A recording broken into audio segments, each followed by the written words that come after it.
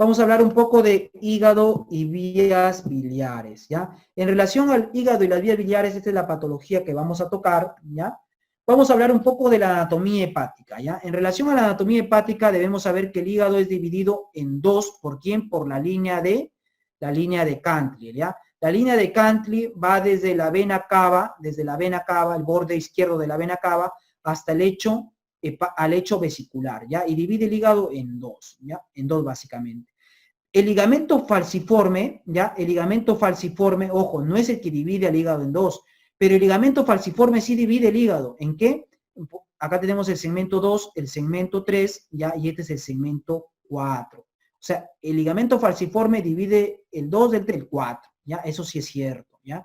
Ojo, si queremos separar más, acá tenemos el segmento 5, ¿ya? El segmento 6, el segmento 7, y este es el segmento 8, ojo, ¿ya? Y si queremos separar más, este sería el 4A y este sería el 4B. Es por eso que la vesícula biliar descansa ¿dónde? En el 5 y 4B.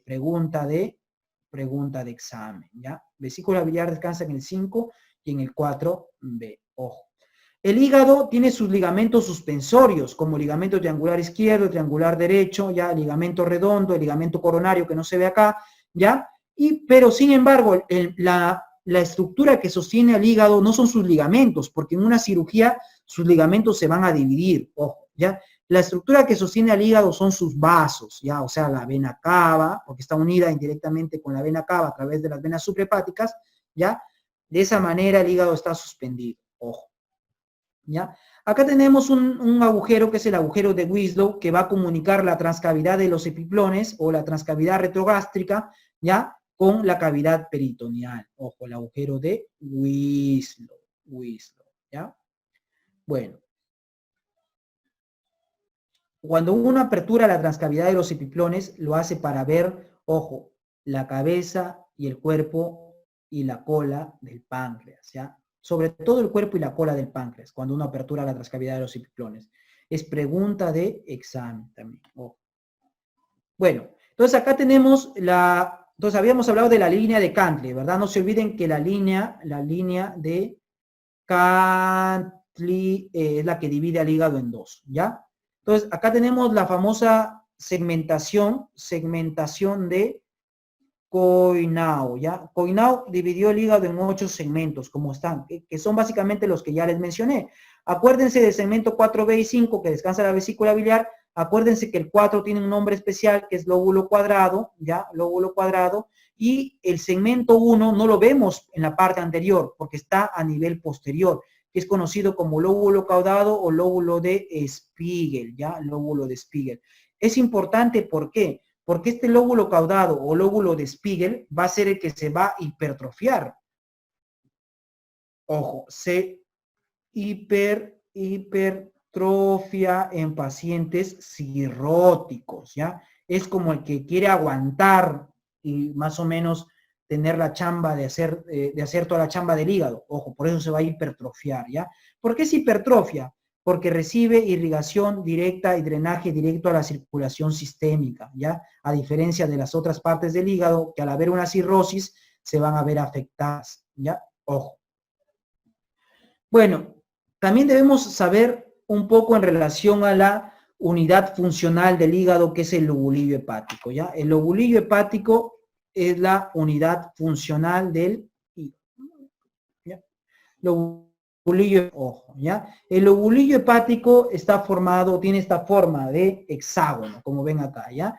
Este hexágono, en su centro, ¿a quién tiene? A la vena centro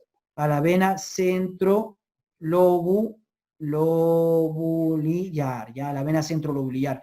Que al final todas las venas centrolobulillares se van a juntar y van a dar igual a las venas, van a dar a las venas suprahepáticas, ¿ya? Suprahepáticas, ojo, ¿ya?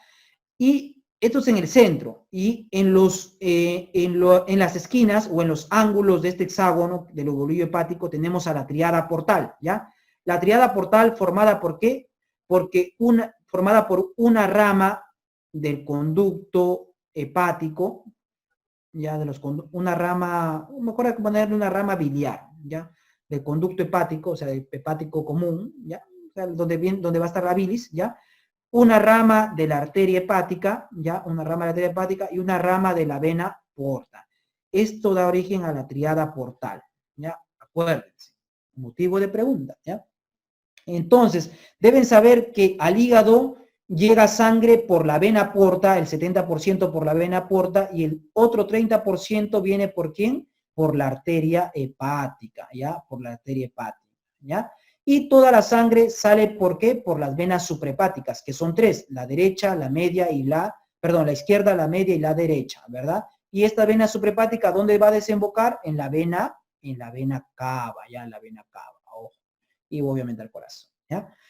También nos van a preguntar en relación a los dos triángulos. Tenemos dos triángulos a nivel de la anatomía hepática. El famoso triángulo de Carot, que es el más pequeño, que tiene como límites el conducto cístico, el conducto hepático común ¿ya? Y la arteria cística. Y dentro de este triángulo de Carot tenemos a ¿quién? Al ganglio cístico o ganglio de Mascagni, ¿ya? O ganglio de Mascagni. Ojo, ¿ya? Y luego tenemos el triángulo hepatocístico o de Boudet, ¿ya? O de Boudet, que está formado por ¿quién? También por el conducto cístico, por el conducto hepático y por el borde inferior de ¿quién? Del hígado, ¿ya? Y tiene como contenido a ¿quién? A la arteria cística, a la arteria cística. Ojo que la arteria cística la mayoría de las veces es rama de la arteria hepática derecha, pero no siempre. Puede ser rama de la arteria hepática común, ya, o de la arteria hepática, del tronco de la arteria hepática, ya puede ser rama incluso de la arteria mesentérica, puede ser rama incluso de la aorta, ya. Entonces, la arteria cística es variable, pero la mayoría de las veces son ramas de ¿quién? De la arteria hepática derecha, ya, ojo. Y vean que la arteria cística generalmente llega por acá, pero llega muy poco al fondo gástrico. Es por eso que en una patología isquémica, la parte de la vesícula que se perfora más frecuentemente es el fondo, ¿ya? El fondo de la vesícula es la parte que se va a perforar, ¿ya? También nos han hecho preguntas en relación a la acción del colédoco. ¿Qué arterias van a irrigar el colédoco, ya?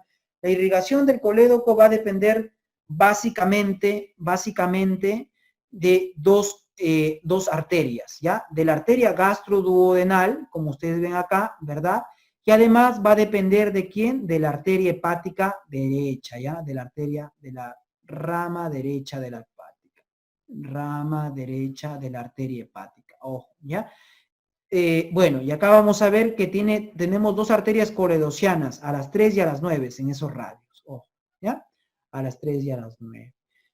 Esto también ha sido un motivo de pregunta. Ojo, ¿qué arterias van a originar a las arterias coledocianas? La arteria gastroduodenal, acuérdense, ya la gastroduodenal.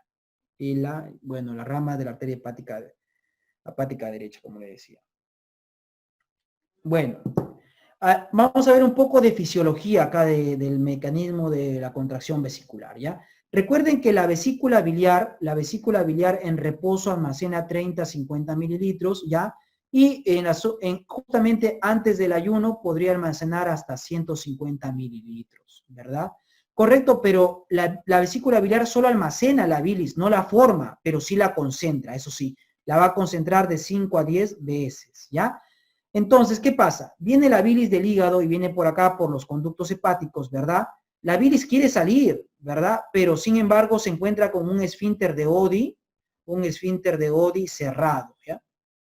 El esfínter de Oddi, al encontrarlo cerrado, la bilis va a regresar y la bilis se va a meter a la vesícula de manera retrógrada y de manera retrógrada va a llenar la vesícula biliar. Ojo, a pesar que la vesícula tiene sus válvulas, ojo, las válvulas de Heister, aún así entra la bilis, ¿ya? Entra la bilis de manera retrógrada, ¿ya?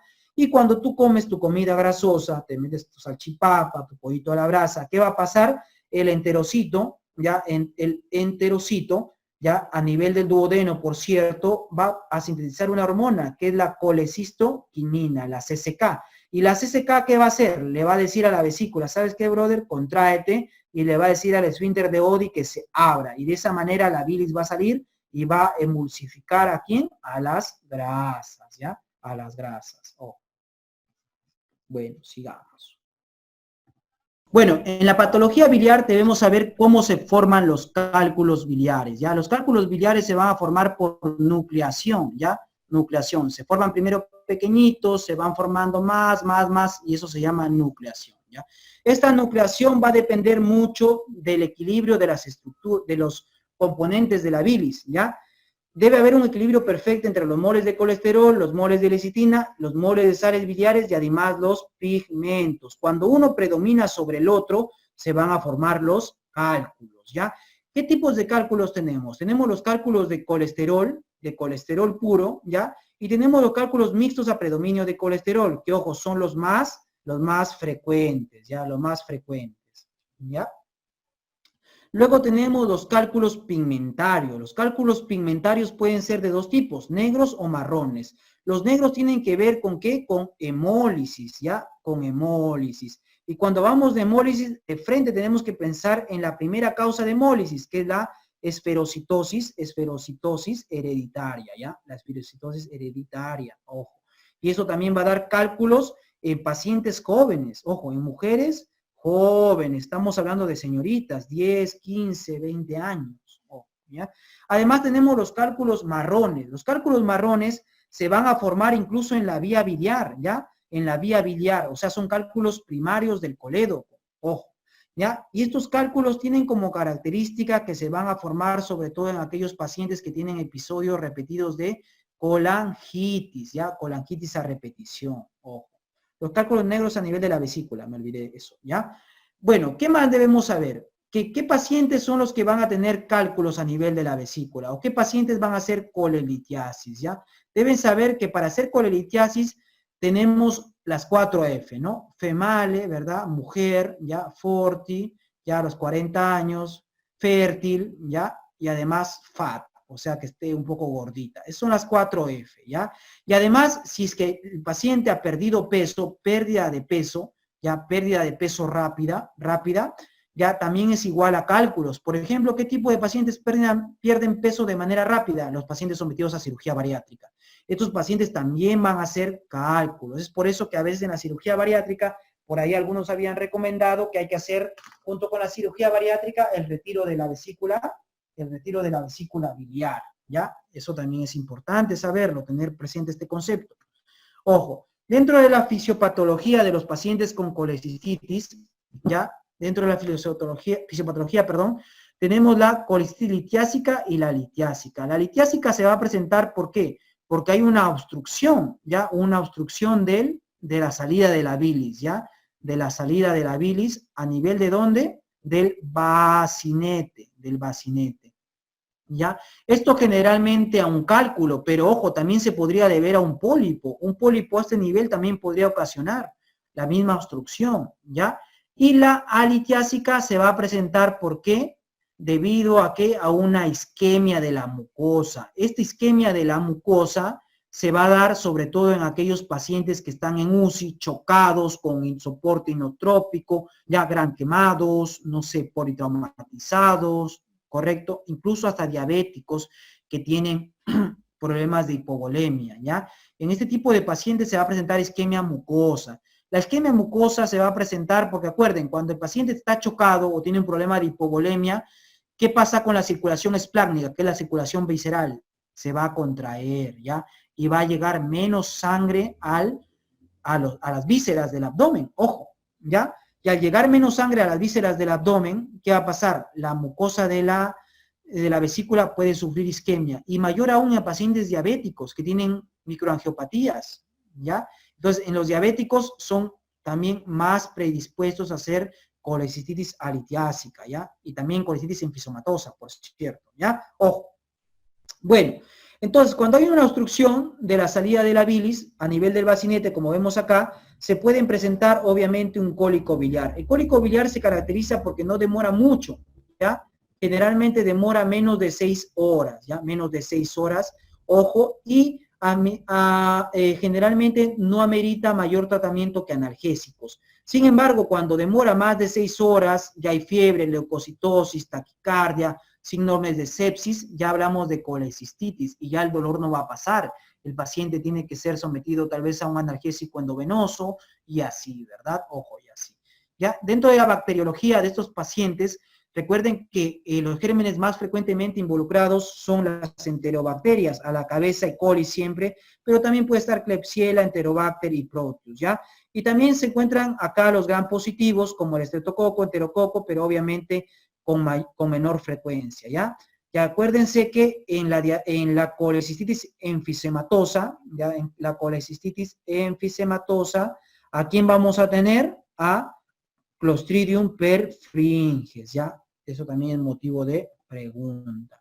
Entonces, la colecistitis aguda, en el diagnóstico vamos a tener, según las guías de Tokio del año 2018, tenemos factores que tienen que ver con la inflamación local, como el signo de Murphy, que es el dolor a la presión en el hipocondrio derecho, que interrumpe la respiración. El paciente no puede terminar la respiración, ¿ya? Cuando tú le palpas en el hipocondrio derecho. Sin embargo, solamente se presenta en el 60 hasta el 80% de los pacientes, ¿ya? Además, cuando ya el cuadro prospera en el tiempo, podemos incluso palpar masas a nivel del hipocondrio derecho, ¿ya? Incluso defensa. También tenemos signos de inflamación sistémica como fiebre, PCR elevada, recuento de glóbulos blancos elevados, hallazgos imagenológicos característicos de colecistitis, como cuáles, como tenemos un cálculo impactado a nivel del bacinete, ojo, un cálculo impactado a nivel del bacinete. También tenemos una doble pared, un signo de doble pared, ya, debido al edema, ojo, ya, o doble riel también se le conoce, ya, una pared engrosada por encima de 4 milímetros, ojo, y una vesícula grande, más de 10 centímetros en su longitud y más de 4 centímetros en su ancho. Ya, obviamente es más importante el diámetro anteroposterior o ancho, como quieran llamarlo, ¿ya? Ojo, así se van a ver los cálculos en una ecografía, imágenes hiperecogénicas que dejan sombra acústica posterior, ¿ya? En cambio, los pólipos puede ser una imagen también hiperecogénica, pero que no va a dejar sombra acústica posterior. Esa es la diferencia entre los cálculos y los pólipos. Recuerden que los pólipos pueden ser motivo también de colecistitis, claro que sí, si se encontrarían obviamente a nivel del bacinete, ¿ya? Sin embargo, los pólipos toman importancia, ¿por qué? Porque aquellos pólipos que son mayores a 1 centímetro tienen riesgo de malignidad, ¿ya? Por eso los pólipos mayores a 1 centímetro van a ¿qué? A una ColeLab. Y los pólipos de 0,5 a 1 centímetro se observan. Sin embargo, en la práctica estos pólipos también los operamos, porque nadie quiere tener un pólipo con riesgo de, obviamente, que se transforme en cáncer, ¿ya? Para el estudio de la vesícula biliar y para el estudio de colecistitis y colelitiasis, ya la prueba más sensible es la ecografía. Sin embargo, la ecografía no es la prueba más específica, porque la prueba más específica, ¿cuál es? La gamografía con ácido aminoacético hepatobiliar o IDA, ¿ya? Esta es la más específica. Esta prueba consiste al paciente administrarle un contraste que va a ser metabolizado a nivel del hígado, por eso el hígado se va a pintar, ¿ya? Y que va a ser excretado por el hígado, ¿ya? Y que va a ser eliminado, obviamente, del hígado al duodeno, ¿verdad? ¿Y por qué no se pinta la vesícula biliar? ¿Por qué? Porque habíamos dicho que la vesícula biliar se pinta por retroceso. Entonces, al venir la bilis marcada con IDA, ¿ya? ¿Qué va a pasar? Quiere regresar la bilis y se quiere meter a la vesícula biliar, pero si tenemos un cálculo que obstruye, ¿qué va a pasar? No va a poder entrar, ¿verdad? Entonces, por eso no se ve la vesícula biliar en este estudio. En relación a los grados de colecistitis, tenemos 3 grados, ¿ya? Acuérdense, el grado 1, imagínense como un paciente que está en su casa, ¿ya? Que está en su casa con un poco de dolor, ¿verdad? En el hipocondrio derecho, pero que lo tolera, ¿ya? Luego tenemos la colecistitis grado 3. La colecistitis grado 3 es un paciente que va a estar, ¿dónde? Ojo, en UCI. ¿Por qué va a estar en UCI este paciente? Porque tiene falla orgánica múltiple, ¿ya? Y esta falla orgánica múltiple, obviamente, disfunción cardiovascular con hipotensión, o sea, inestable hemodinámicamente, ¿ya? Además puede tener disfunción neurológica, disfunción respiratoria, disfunción renal, disfunción hepática y además disfunción hematológica que puede cursar con coagulopatías, ¿ya? Coagulopatía, ojo. Entonces, este paciente está muy mal, está inestable hemodinámicamente y está con coagulopatía. Yo les pregunto, ¿ustedes operarían a un paciente así? No, ¿verdad? No se opera. ¿Por qué? Porque lo vas a matar. Ojo. La laparoscopía menos, porque la inestabilidad hemodinámica y la coagulopatía son contraindicaciones para la cirugía laparoscópica. O sea, este paciente no hay que pensar en ningún escenario que tiene que ser sometido a cirugía. ¿Ya? Ojo. Luego tenemos la grado 2. La grado 2 es como un intermedio. Este paciente, ¿dónde va a estar? Va a estar en el hospital, ¿ya? Va a estar en el hospital, ¿por qué? Porque tiene SIRS, tiene síndrome de respuesta inflamatoria sistémica. ¿Cómo le vamos a evidenciar sus SIRS? Como glóbulos blancos elevados, una masa palpable, tal vez tiene más de 72 horas de evolución, inflamación local marcada, ya colecitis gangrenosa, aparte va a tener PCR elevado, va a tener fiebre, ya va a tener taquicardia, ojo, ¿ya? Entonces es un paciente que amerita estar en el hospital porque tiene SIRS, ¿ya? Ahora vamos a ver cómo vamos a tratar estos pacientes. Cuando tratamos a estos pacientes tenemos que tener los conceptos de la colecistectomía, ¿ya? La colecistectomía puede ser urgente. ¿Qué quiere decir urgente? Que hay que operarlo ya, ahorita. Ahorita lo programo y ahorita quiero que entre a SOP, salvo que la ginecóloga me tenga una cesárea, pues y me friegue la noche, ¿verdad? Otra cosa es la colecistectomía temprana, ¿ya? La colecistectomía temprana quiere decir que tengo hasta 72 horas o 3 días para operar a mi paciente. ¿Qué quiere decir? Me llaman, doctor Valverde, ¿sabe qué? Tengo dolor a nivel del hipocondrio derecho, tengo cálculos, creo que tengo colecistitis. Por favor, ¿me puede operar? Entonces yo válidamente te puedo decir, ¿sabes qué? Hoy día tengo guardia, te opero mejor mañana, ¿ya? Y estoy haciendo lo correcto porque te estoy operando dentro de las 72 horas del inicio de tus síntomas. ¿Cómo se llama eso? Colelab temprana, ¿ya? Y la Colelab diferida es aquella que se da después de las 6 semanas, La Colelab diferida es una alternativa para evitar lesiones de la vía biliar, ¿ya? Y también es una alternativa para no operar pacientes muy graves, ¿ya? ¿Ya? Si el cirujano no maneja mucha laparoscopía, le puede dar antibiótico, analgesia, y de esa manera evita lesionar la vía biliar y ya luego me lo manda y yo lo opero, no pasa nada, ¿verdad? Bueno, manejo según el grado de severidad. Las colecistitis leves, aquellas que podrían estar entre comillas en su casa, obviamente no van a estar en su casa porque te van a pedir ayuda, ¿ya? ¿Podrían ir a qué?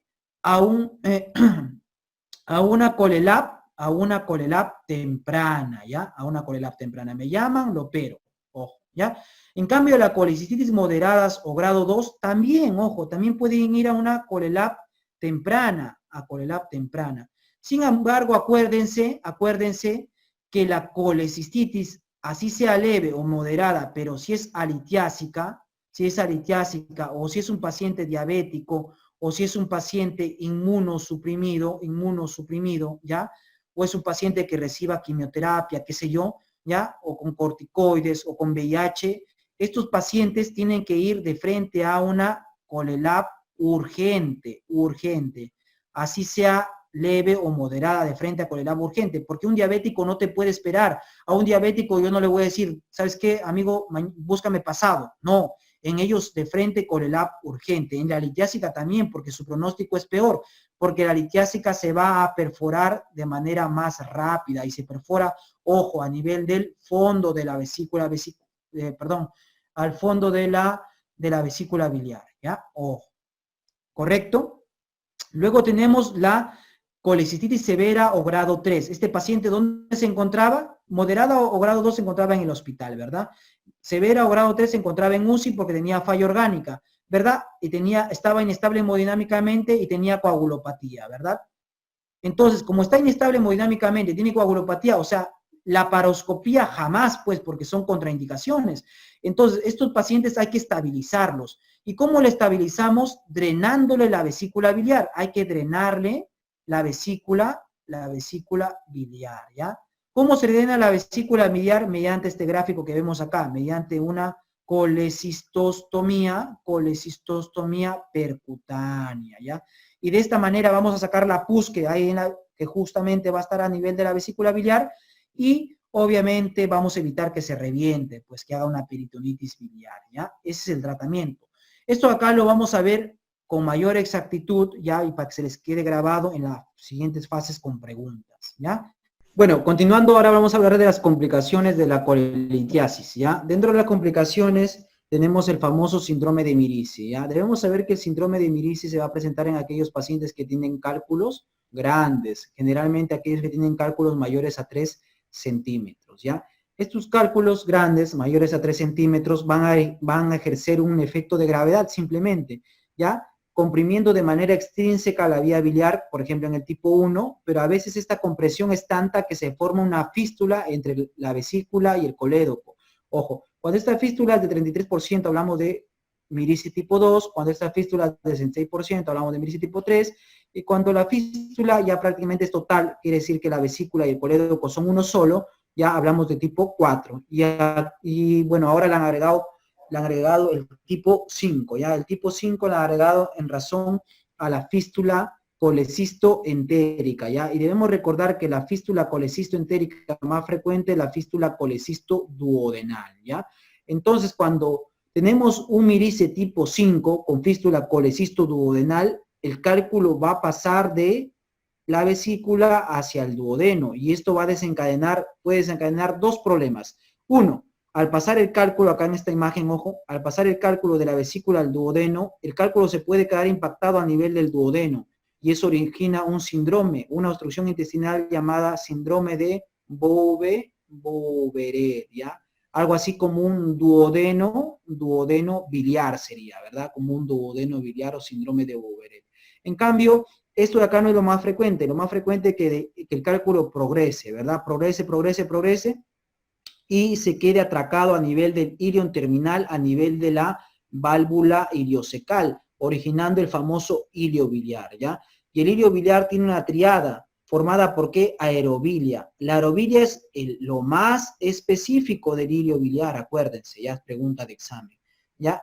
La aerobilia se va a dar, ¿por qué? Porque así como en una fístula colecisto-duodenal, los cálculos pasan de acá hacia acá, también el aire va a pasar desde el duodeno a la vesícula, y de la vesícula al conducto hepático, y del conducto hepático hacia el hígado. Por eso incluso hasta el hígado podemos ver aire a nivel de los conductos hepáticos, ojo, ¿ya? Entonces, aparte de la aerobilia, que es lo más específico, vamos a tener un paciente con obstrucción intestinal, y además, si le tomamos una plaquita de abdomen, una RX de abdomen, vamos a encontrar una imagen radiopaca en cuadrante inferior derecho. Esto debido a que es un cálculo. Ojo que no todos los cálculos son radiopacos, ¿ya? Menos del 30% de los cálculos solamente son radiopacos, ojo, ¿ya? Bueno, deben saber que la fístula colecisto-entérica más frecuente es la fístula colecisto-duodenal, justamente, ¿ya? A veces han preguntado en el tratamiento del síndrome de Mirici, y el tratamiento del síndrome de Mirici va a depender del tipo de Mirici que tenemos. Ojo, en el tipo 1 basta la Colelab, ya basta una cirugía de tipo Colelab. En cambio, en el Mirici tipo 2 ya no es suficiente la Colelab. Aparte de la Colelab, tenemos que colocar un Dren Care, ¿ya? Un Dren Care a nivel de ¿qué? De justamente esa fístula pequeñita de 33%, ahí vamos a colocar un Dren Care, como ustedes ven acá, ¿ya? Y ese Dren Care ya lo sacamos pues a las 3 semanas más o menos, ojo, ¿ya? El Mirici tipo 3 y tipo 4 tienen que ir a derivación biliodigestiva, ¿ya? Biliodigestiva. Como en este ejemplo, perdón, que estamos viendo una hepatoduodeno anastomosis, ojo, ¿ya? Así se reconstruye el Mirici tipo 4. Y el Mirici tipo 5, que es la fístula, perdón, la fístula colecisto-duodenal, ¿ya? La fístula colecisto-duodenal no se opera de entrada, ojo, no amerita un tratamiento quirúrgico, salvo que, obvio, predisponga a colangitis o algo así, ¿ya? Pero a veces simplemente el paciente no tiene nada, ¿ya? Entonces no amerita un tratamiento. Lo que sí amerita tratamiento es el ilio biliar, ¿ya? El tratamiento del ilio biliar consiste en ¿qué? En hacer una enterotomía. ¿Qué quiere decir enterotomía? ¿Ya? Abrir justamente el intestino, ¿ya? Sacar el cálculo y volver a cerrar el intestino, ¿ya? Enterotomía.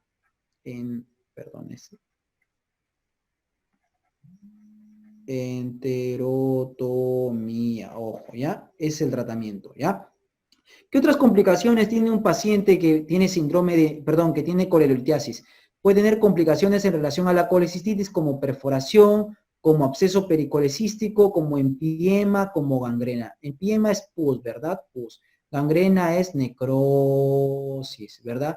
El absceso pericolecístico se puede meter incluso hacia el hígado, ojo, ¿ya? Es por eso que para ver ese tipo de complicaciones uno tiene que hacer uso de ¿qué? De la tomografía, ¿ya? de la tomografía para evidenciar estas complicaciones. Bueno, ¿qué otra complicación tiene un paciente con colelitiasis, o sea, con cálculo dentro de la vesícula biliar? La complicación, obviamente, es la coledocolitiasis. Recuerden que el 10, vamos a cambiar de color, ¿ya? Que el 10 a 15% de los pacientes con colelitiasis además tienen coledocolitiasis, ¿ya? La coledocolitiasis puede ser primaria. ¿Qué quiere decir? Que se forma el cálculo de frente a nivel del colédoco. Por ejemplo, que los cálculos marrones, ¿verdad? Marrones debido a colangitis repetitivas, ¿ya? O también algún tipo de enfermedades que predispongan a la formación de cálculos, por ejemplo, los quistes del colédoco, también puede dar coledocolitiasis primaria, ¿ya? Ojo, y tenemos la coledocolitiasis secundaria, eso quiere decir que el cálculo no se ha formado en el colédoco, que viene de la vesícula biliar, ¿ya? De la vesícula biliar. Y acá tenemos que saber diferenciar el término de coledocolitiasis residual. ¿Qué quiere decir coledocolitiasis residual? Que te operan de la vesícula, te sacan la vesícula, una colelab, y te hacen un control y te encuentran cálculos dentro del colédoco hasta los 2 años, ¿ya? Hasta los 2 años posterior a tu cirugía. Eso se conoce como coledocolitiasis residual, que más o menos es el mismo valor, 10 a 15% de los pacientes, ¿ya? Los síntomas, un paciente con coledocolitiasis va a tener dolor, ¿ya? Va a tener dolor a nivel epigástrico, a nivel del mesogastrio. Ese dolor se va a irradiar ¿hacia dónde? Hacia la espalda, ¿ya? Hacia la espalda, la zona interescapular, ojo, ¿ya? Y además que va a estar asociado de vómitos y además de ictericia, ¿ya? En los signos vamos a tener obviamente la ictericia de escleras y de mucosas, ¿verdad? Bueno, y básicamente la ictericia, ¿verdad? Básicamente la ictericia, aunque, bueno, también como signo sería que la coluria, ¿verdad? Por eliminación de los pigmentos biliares a través de la orina, ¿ya? Sobre todo de la bilirrubina de tipo directa, ¿ya? Coluria y también acolia. Acolia quiere decir que las heces comienzan a salir ya no tan amarillas, ¿verdad? Pierden su color. Eso se conoce como acolia, ¿ya? Ojo. Las complicaciones de un paciente con coledocolitiasis, obviamente tenemos a la cabeza la colangitis, ¿verdad? También puede ser, obviamente, pero también puede desarrollar el paciente pancreatitis, ¿ya? Pancreatitis, ¿correcto? En el laboratorio vamos a tener elevación de la fosfatasa alcalina, elevación de la GGTP, sin embargo debemos saber que la GTP es más específica que la fosfatasa alcalina, pero lo que más nos importa en un paciente con coledocolitiasis no es ni la fosfatasa alcalina ni la GGTP, lo que más importa es el aumento de la bilirrubina, es lo más importante a lo que tenemos que tener mayor visión, ¿ya? La ecografía nos va a permitir ver un paciente con coledocolitiasis, sí, podría encontrar cálculos, pero podríamos ver también dilatación de la vía biliar. Hablamos de dilatación de la vía biliar cuando tenemos una vía biliar mayor a 6 milímetros. Y en pacientes post-colelab, incluso diámetros de hasta 10 milímetros, ojo, pueden ser normales en un paciente post-colelab, pregunta de examen, ¿ya? La colangiografía intraoperatoria también es útil, ojo, es útil. ¿Cuándo hacemos colangiografía intraoperatoria? Cuando entramos a sala con un paciente levemente ictérico, por ejemplo, ¿ya? Cuando entramos a sala con una vía biliar dilatada, ¿ya? Vía biliar dilatada, ¿correcto? ¿Ya? Ojo, en estos casos vamos a hacer una colangiografía intraoperatoria. Y si la colangiografía intraoperatoria me sale positiva, ¿ya? Tendría que, luego de sacarle la vesícula al paciente, inmediatamente hacerle una CEPRE para quitarle el cálculo. Es más, esta CEPRE se podría hacer en el intraoperatorio, ojo, en el intraoperatorio, ¿ya? Hay lugares donde se podría realizar, ahí mismo en sala, ¿ya? La colangioresonancia magnética nuclear es el principal examen no invasivo, ¿ya? No invasivo, es el principal examen, ¿ya? Va a permitir ver con claridad la vía biliar y la coledocolitiasis. Es como decir algo así como el gol estándar no invasivo, ojo, ¿ya? La ecoendoscopía también es bastante específica, bastante sensible, pero el problema es que es invasiva, ¿ya? Es invasiva, ojo. Y la CEPRE debemos saber que es el gol estándar. La CEPRE sigue siendo el gol estándar para coledocolitiasis. ¿Por qué? Porque la CEPRE nos va a permitir ver el cálculo. Podemos ver el cálculo, es la única manera de ver el cálculo, ¿ya? Por eso es el gol estándar, ¿ya? Y además de ser gol estándar de diagnóstico, también es el tratamiento. Pero ¿por qué no realizarla de manera inicial? Porque tiene complicaciones, ¿ya? Y dentro de sus complicaciones tenemos a la cabeza, ¿qué? La pancreatitis. La pancreatitis se presenta en aproximadamente el 5%. También puede haber complicaciones de la CEPRE como perforación del duodeno, como hematomas a nivel del duodeno, ¿ya? Bueno, ojo. La coledocolitiasis la vamos a estudiar de diferentes maneras, ¿ya? De diferentes maneras. Ojo. Sin embargo, la Sociedad Americana de Gastroenterología Endoscópica dio unos lineamientos para establecer grupos de riesgo, ¿ya?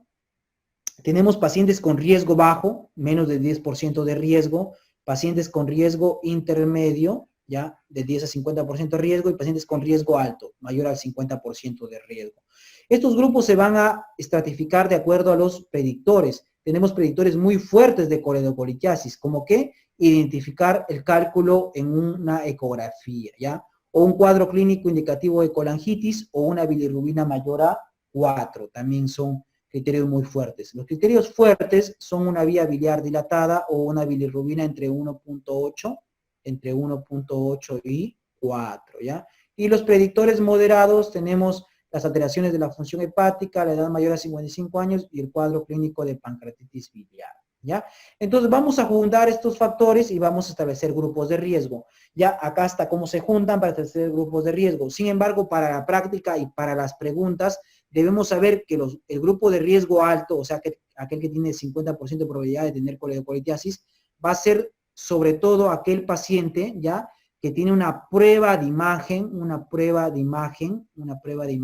con cálculo, ¿ya? Esa prueba de imagen puede ser una ecografía, puede ser una colangioresonancia magnética nuclear, puede ser incluso una tomografía, o puede ser también una ecografía endoscópica, una ecoendoscópica. Si tenemos cualquiera de estas pruebas con cálculo, que informen cálculo en el colédoco, ¿ya? La ecoabdominal, por cierto, ¿ya? Entonces, de frente el paciente lo estratificamos como grupo de riesgo alto. ¿Y qué deberíamos hacer con ese paciente? De frente va hacia una CEPRE, ojo, a CEPRE, ¿ya? A CEPRE. Y luego, obviamente, de la CEPRE habría que operar al paciente en la misma hospitalización del cálculo a nivel del colédoco, ya, a nivel del colédoco.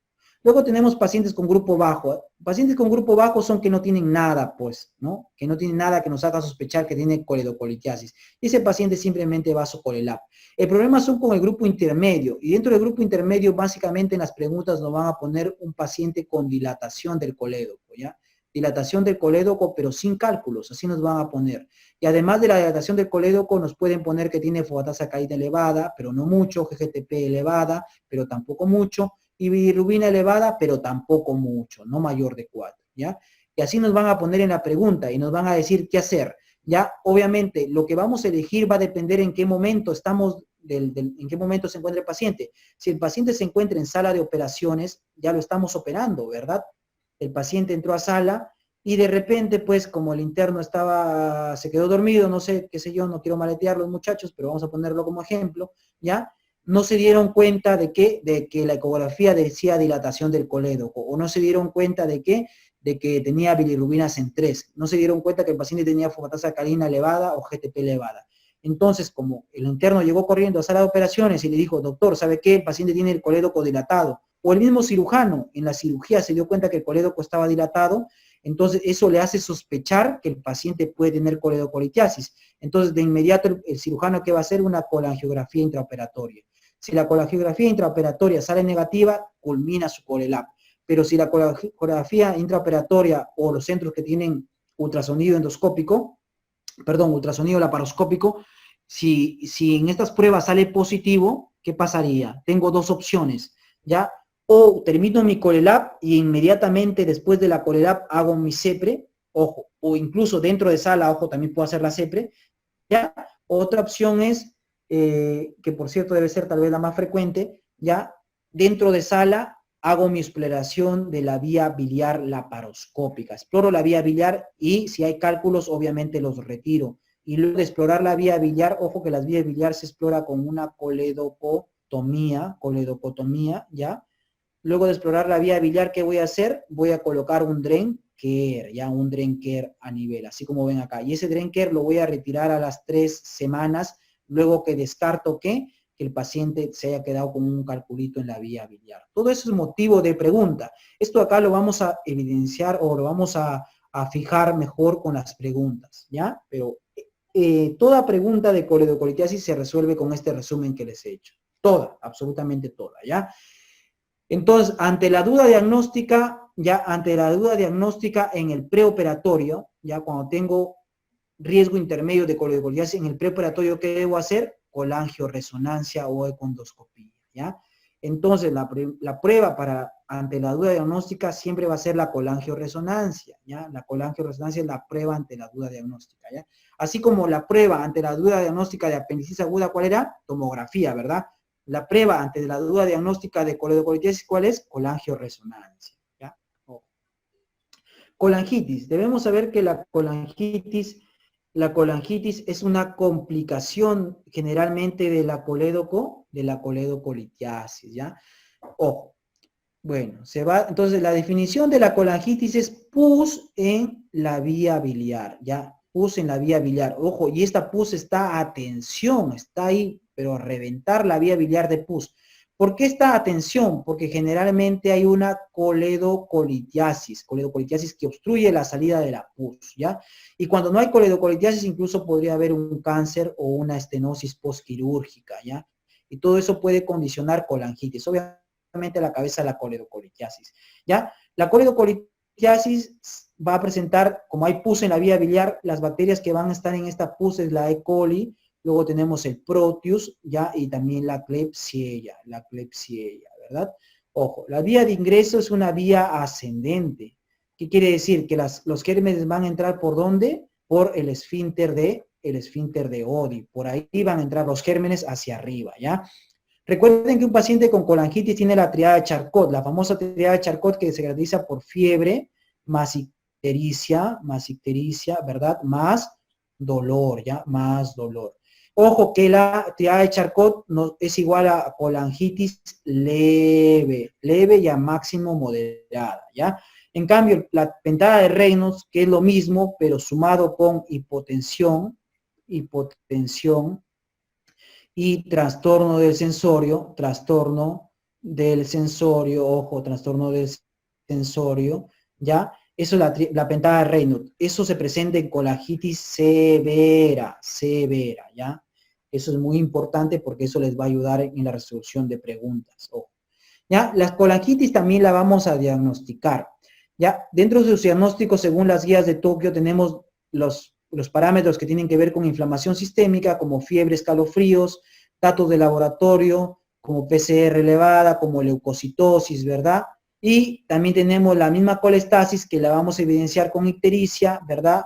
Y obviamente también las bilirrubinas aumentadas, fosfatasa sacarina elevada, GTP elevada, ¿ya?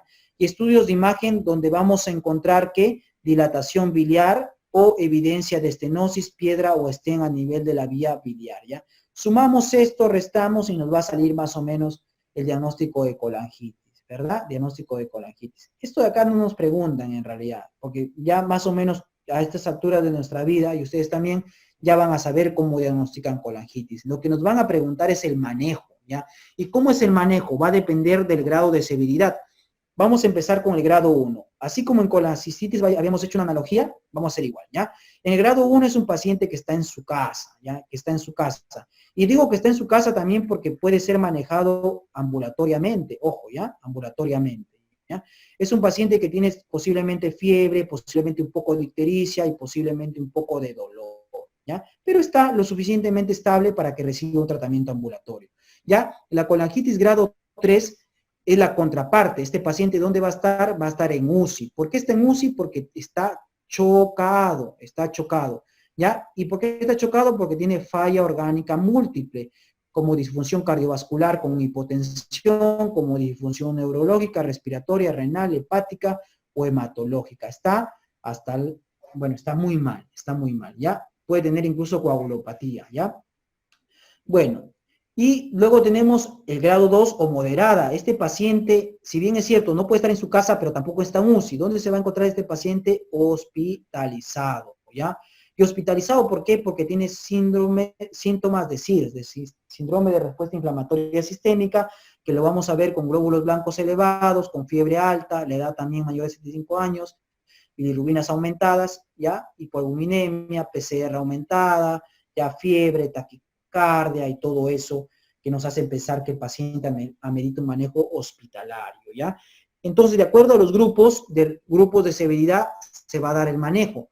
Los pacientes que tienen una colangitis grado 1, ¿ya? Grado 1, estos pacientes van a ser manejados de manera, ¿ya? De manera ambulatoria, ojo, ambulatoria. Se le da antibióticos por 7 a 10 días, ¿ya? Y luego de los 7 a 10 días lo llamas a tu paciente cuando ha acabado su curso de antibióticos y le dices que hay que someterlo ¿a qué? A un procedimiento endoscópico para quitarle el cálculo. ¿Por qué? Porque si tiene colangitis posiblemente se debe a cálculos. Por eso hay que someterle a un tratamiento que ahora le voy a explicar, ¿ya? La colangitis grado 2, este paciente está hospitalizado, ¿verdad? Como se encuentra hospitalizado, ¿qué debo hacer? Darle antibióticos, ¿verdad? Mejorar su estado general y luego de mejorar su estado general, tengo que someterle a un drenaje de la vía biliar, ojo, drenaje de la vía biliar. Y ese drenaje de la vía biliar también se va a hacer de acuerdo a estos métodos, que ahorita lo vemos. Ya, en cambio, el paciente con grado 3, este paciente ya se encuentra en UCI. El drenaje de la vía biliar tiene que ser urgente, lo primero que vamos a hacer, ¿ya? Y lo vamos a hacer de acuerdo a esos 3 métodos. Entonces, ¿qué 3 métodos tengo para drenar la vía biliar? ¿Ya? En primer lugar, los grado 1, esos de frente van a ir a CEPRE, ya a CEPRE, ¿ya? Ojo, pero los grado 2 y grado 3 hay que drenar la vía biliar, ¿ya?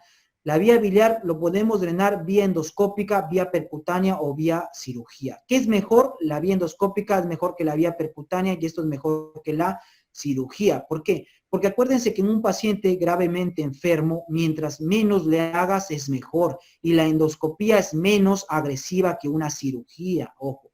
Por eso siempre se prefiere la endoscopía, siempre, ojo, ¿ya? Y el drenaje mediante vía endoscópica, su nombre correcto es papiloesfinterotomía más stent nasobiliar, ¿ya? O papiloesfinterotomía más stent virioentérico, que consiste en que mediante endoscopía cortar el esfínter de Oddi, ya, si es que se puede, se saca el cálculo, o si no, simplemente se coloca un stent. Y ese stent se coloca a nivel de la vía biliar y se saca por la nariz. Y el paciente está andando con su bolsita, así como si tuviese una sonda nasogástrica, pero con bilis, ¿ya? ¿Por qué? Porque ese stent llega hasta la vía biliar, ¿ya? Y otra opción es ya no sacar, no poner el stent hasta la nariz, sino de frente al intestino nada más. El problema es que cuando tú lo pones al intestino, se puede salir, puede emigrar y obviamente puede ocasionar incluso obstrucción intestinal, ¿ya? Ese es el problema. Ojo, ¿ya? Siempre este es el tratamiento. Ojo, esto no es igual a la CEPRE. Sin embargo, muchas veces en las preguntas nos ponen como si fueran iguales y no nos queda otro que marcar. Porque CEPRE es colangiografía pancreato retrógrada endoscópica. No es lo mismo, ojo, pero sí se parecen mucho, ¿ya? Bueno, entonces lo principal es hacer el manejo endoscópico, pero cuando no se puede hacer el manejo endoscópico y no se puede hacer el manejo percutáneo, recién podríamos hacer el drenaje quirúrgico mediante un drain de Kerr, ¿ya? Ojo, pero el drenaje quirúrgico es con cirugía, generalmente cirugía abierta, ¿ya? Abierta. ¿Por qué digo con cirugía abierta? Porque posiblemente el paciente, sobre todo los grado 3, está con inestabilidad hemodinámica y esto contraindica la laparoscopía, o está con coagulopatía y esto también contraindica la laparoscopía. Por eso la cirugía abierta sí tiene papel acá. Ojo, pero no es la elección es el manejo endoscópico de estos pacientes, ¿ya? Vamos a hablar un poco del cáncer de la vesícula biliar, ¿ya? Dentro del cáncer de la vesícula biliar vamos a representar un paciente típico que puede tener cáncer de vesícula biliar. Un paciente típico es una mujer ya más o menos de 70 años, ya obesa, ya, que le gusta fumar, tabaco, ya que tiene historia de colecistitis crónica, ya, que tiene un cálculo grande, mayor de 3 centímetros, que tiene una vesícula en porcelana, ya, vesícula en porcelana, y además para remate le gusta fumar, ¿ya? Y además tiene sobreinfección de la vesícula, ¿con qué? Con salmonela, con salmonela. Y más o menos este paciente tiene todos los boletos, ¿para qué? Para llevarse un cáncer de vesícula biliar a la casa, ¿ya? El cáncer de vesícula biliar puede ser diagnosticado de manera incidental en una ColeLab, ¿ya? ¿Qué tal si tú operas una ColeLab, mandas la vesícula biliar a estudiar y te sale que tiene un cáncer in situ? ¿Qué debes hacer? Pues nada, porque la colestomía laparoscópica es curativa, para, entre comillas digo curativa, para el cáncer in situ, ¿ya? Sin embargo, tienes que observarlo, ojo, tienes que observarlo con ecografías seriadas, ¿ya? Pero cuando tienes un carcinoma T2, que ya no es in situ, este paciente tiene que someterse a una colecistectomía radical más resección de los segmentos 4B y 5. ¿Por qué? Porque ahí descansaba, ¿quién? La vesícula biliar, o resección en cuña también se le llama, ojo, ¿ya? O perdón, podría ser una resección en cuña también de los segmentos, ¿ya? Eso es básicamente lo que hacemos con un paciente con cáncer de vesícula biliar. Luego tenemos el cáncer de la vía biliar. El cáncer de la vía biliar o colangiocarcinoma es un adenocarcinoma, ojo, es un adenocarcinoma que se va a presentar con mayor frecuencia en el tercio proximal de la vía biliar, o sea, la vía biliar que tiene que ver con los conductos hepáticos y con el conducto hepático común. Ahí es más frecuente, ¿ya? Está relacionada, también tiene factores de riesgo. Los factores de riesgo que nos pueden preguntar cuáles son, vamos a ponerlos por acá. ¿Ya? En primer lugar, quistes del colédoco. Los quistes del colédoco son factores de riesgo para colangiocarcinoma. Además, la colangitis esclerosante primaria también, ¿verdad? Además que problemas de parásitos a nivel de la vía biliar como la fasciola hepática, ojo. Ya, bueno, tabaco también se relaciona, ¿verdad? La colangitis a repetición también se ha relacionado, coledocolitiasis primaria también se ha relacionado y todo eso, ¿verdad? Pero lo que nos preguntan con mayor frecuencia es en relación al tumor de Klatskin y nos dicen, ¿qué es el tumor de Klatskin? El tumor de Klatskin es un tumor que invade, ¿qué? La confluencia de ambos conductos hepáticos, o sea, acá, el hilo hepático, que puede ser este o puede ser esto, ¿ya? Que invade esta zona, la confluencia de ambos conductos hepáticos, ¿ya? Ojo, este es un tumor de Klatskin, pero la clasificación no es clasificación de Klatskin, la clasificación de los colangiocarcinomas es la clasificación de Bismuth-Corlett, ¿ya? Bismuth-Corlett. El tratamiento de estos pacientes consiste en resecar la vía biliar, ¿ya? Y muchas veces incluso hay que resecar la vía biliar con el lóbulo caudado, porque está cerquita, ojo, ¿ya? Con un lóbulo caudado o lóbulo de Spiegel. Es algo más complejo, pero que les digo por si acaso les preguntase, ¿ya? Además, tenemos que hablar un poco de las lesiones de la vía biliar. Y cuando hablamos de las lesiones de la vía biliar, tenemos que hablar de la clasificación de Strasberg-Bismuth, ¿ya? Esta clasificación de lesiones la dejo acá para su cultura, ¿ya? Sin embargo, debemos saber que la lesión de la vía biliar puede ser parcial o puede ser total.